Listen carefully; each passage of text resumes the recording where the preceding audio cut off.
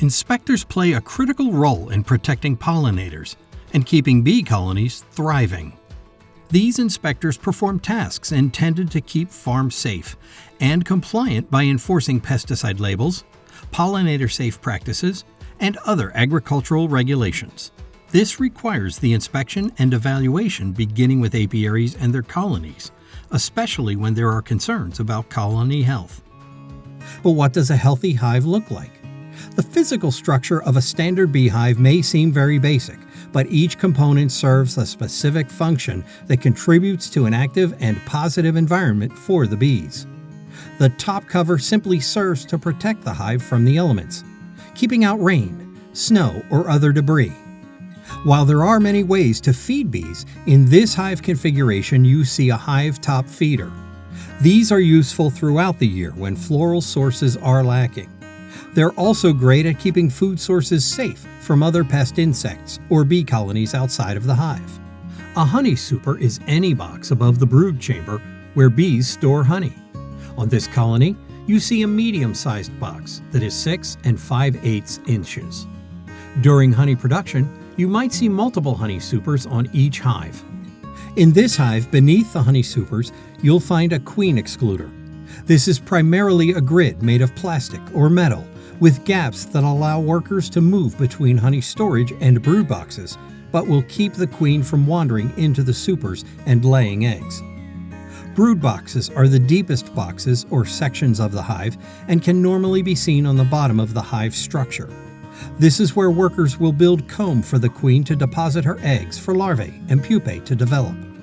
Some of the comb in the brood box is used by workers to store pollen, nectar, or honey to feed the developing brood. The bottom board is the base of the colony. It may be screened or solid. This hive depicts a screened bottom board. The bottom board has a small entrance space for bees to come and go easily. The entrance is limited to protect the hive from intruders, and it's not unusual to see bees crowded at the opening, pushing out old, diseased, or dead bees, as well as other foreign objects. What does a typical apiary inspection look like? Having the beekeeper on site during your inspection is highly recommended. This will reduce the potential for any future miscommunications and help involve the beekeeper in the inspection process. While each site is different, there are a handful of common tools and practices that the inspector will use in the process. The first is a standard hive tool, a long, thin piece of metal resembling a small pry bar. The hive tool is used to help separate hive box layers, loosen stuck hive parts, such as supers or frames, and scrape excess wax or propolis, also known as bee glue, from those same parts. The most essential tool is the smoker, a metal cylinder with a bellow attached. The smoker is used to knock at the door, to let bees know that you'll be performing some actions in and around the hive boxes. The smoke will mask the pheromones bees use to alert each other in the hive. This results in a calmer temperament within the structure. The smoker is also used to move bees away from the edges of the hive boxes or frames when reassembling the hive. This reduces the likelihood that bees will be pinched or crushed between the hive layers. Now that we know about the basics of hives and the tools we need to investigate, let's talk a little bit about the safety measures needed to protect inspectors and bees. First, take note of where the main entrance of the hive is located and make sure not to stand in front of it. The bees will only see this as an obstruction to their established traffic patterns and may become agitated by having their passage blocked. Make sure your movements are slow, calm, and intentional. Steady, deliberate movements with vigilant attention to hive activity are best. Wear protective clothing. Bee veils and other apparel such as jackets or full suits help you stay protected and remain calm while working in the hive, which is critical in helping the bees stay peaceful. Though many prefer to work barehanded, nitrile gloves offer an alternative, as their flexibility allows you to work in tight areas with dexterity and may provide some protection from bee stings. Nitrile gloves will be required to maintain sample integrity. Listen to the hive. Take into account the intensity of the buzzing. In addition to the release of alarm pheromones, buzzing is how bees will communicate perceived threats to one another. Buzzing is a good way for inspectors to determine the mood of the bees. Does their buzzing seem agitated? Is it increasing with your movements? If so, perhaps additional smoking or a later visit is called for. It is best to avoid opening the hive early in the morning or late in the evening, as well as visiting during inclement weather. Sometimes, despite our best efforts, we still get stung. If you know you're highly allergic to bee stings, simply don't go to the apiary. If you do get stung, get immediate medical attention if the reaction seems severe or is causing other physical symptoms such as shortness of breath or throat tightness. Scrape the stinger out of your skin with a fingernail or hive tool. This will remove any pheromone left behind after you've been stung. When it becomes necessary to investigate a bee kill, it's important to observe the environmental factors that may be at play. Carefully examine the area around the hives for any of the following. Check local forage sources for the hive. Where are the bees gathering food and water to sustain the hive? Bees normally travel 2 miles to forage, but can, in extreme cases, travel further to look for resources.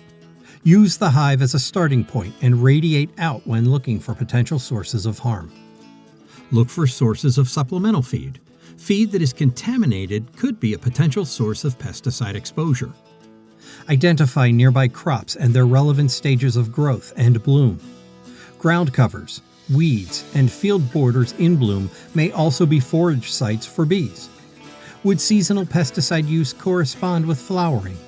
Could bees be visiting a site that has recently been sprayed by pesticides? If an area is found that looks like it may have contributed to the bee kill, investigate further to determine if pesticide was used correctly with regards to rate, timing, drift, and areas that bees may be using for foraging.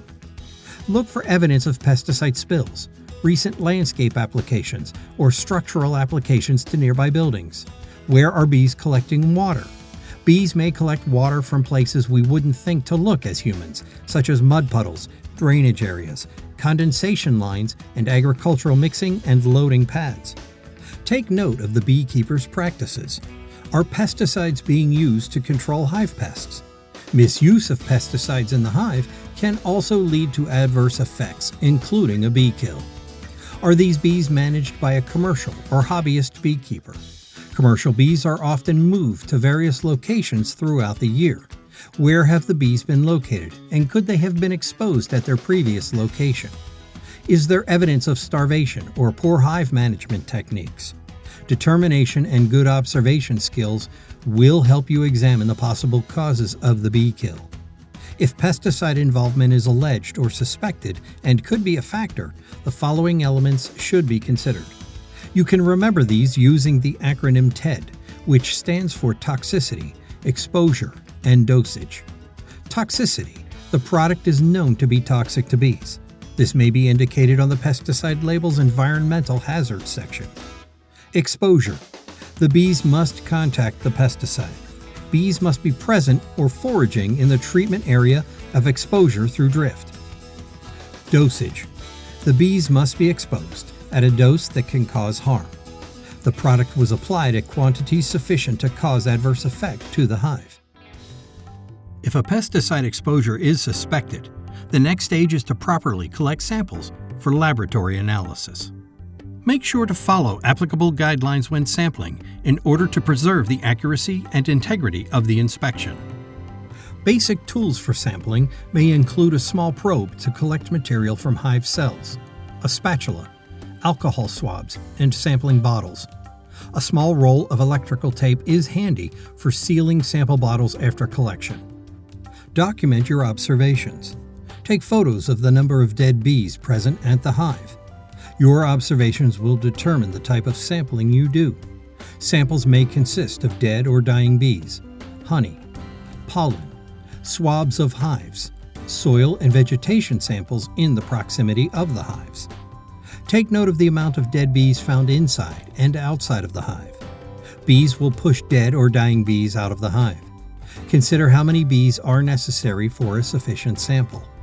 Sample bees that are freshly dead or dying, not bees that have been left to decay. Dead bees found on the bottom board will be the most ideal bees to sample. Gather a fresh sample of pollen. Newer pollen is typically drier, looser, and closer to the open brood. Older pollen appears glazed over and packed tighter and more firmly into the cells. Avoid older pollen as it may not contain recent residues relevant to the exposure being investigated. You may need to take pollen from multiple cells and frames. If pesticide drift or exposure is suspected, it is also recommended to obtain swab samples taken from the outside of the hive, including the hive entrance. Depending on the suspected drift direction or proximity to the field, the sample may be taken from the top, front, or sides of the hive for analysis. When sampling the top of the hive, a metal top is an ideal location as opposed to a wooden migratory top, which may be contaminated from hives stacked on top of each other. Some labs will not process honey samples because it is difficult to examine sticky substances. Check with your applicable guidelines to determine the proper amount to sample, if any.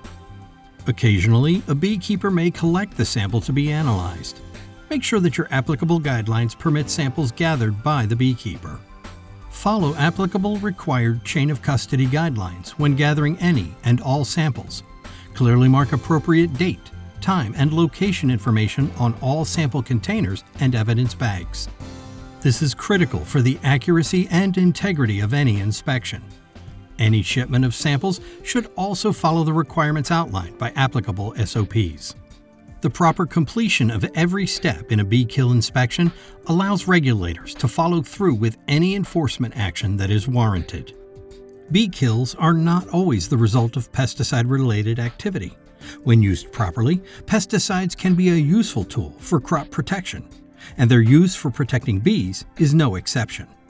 If pesticides are suspected, it's best to wait for any and all laboratory test results to confirm case outcomes. If the kill is related to anything other than pesticides, proper colony management may need to be reviewed. Hives are also the target of pests, such as varroa mites and small hive beetles, or SHB, and attacks from other animals. The key is to always carefully observe and examine the presented evidence. Varroa mites are an external parasite of honeybees that only reproduce in honeybee colonies. They attack adult bees, as well as developing brood or larvae. They can cause decreased brood numbers, activate, transmit, and amplify latent bee viruses, which can cause bee deformities and, if untreated, will lead to a general weakening of overall hive health, parasitic mite syndrome, and colony loss. At any given time, up to 2/3 of the mites will reside in the capped brood stage, making it difficult to detect during hive inspections and know how bad the infestation may truly be. Heavy infestations can manifest quickly and ultimately lead to hive collapse or death of the hive. That's why regular monitoring and effective and approved treatments are essential. Another pest for beekeepers is the small hive beetle. One sign of small hive beetles is damaged or destroyed brood combs, as the beetles will burrow through combs, causing extensive damage. Small hive beetles will also eat honey stores and contaminate them. Contaminated honey stores will appear slimy and have a distinct smell similar to rotten oranges. In some crops, the production of fruit or vegetables could not be done without pollinators. Likewise, bees need healthy flowering plants to feed the colony. Safe, sustainable, and legal use of pesticides by beekeepers and growers is critical for all. The partnership between beekeepers and the wider agricultural industry is essential for the production of food to sustain our population and planet. With the combined stewardship of the beekeeping community and inspectors, we can continue to protect pollinators, promote a safe honey supply, and protect the beekeeping industry.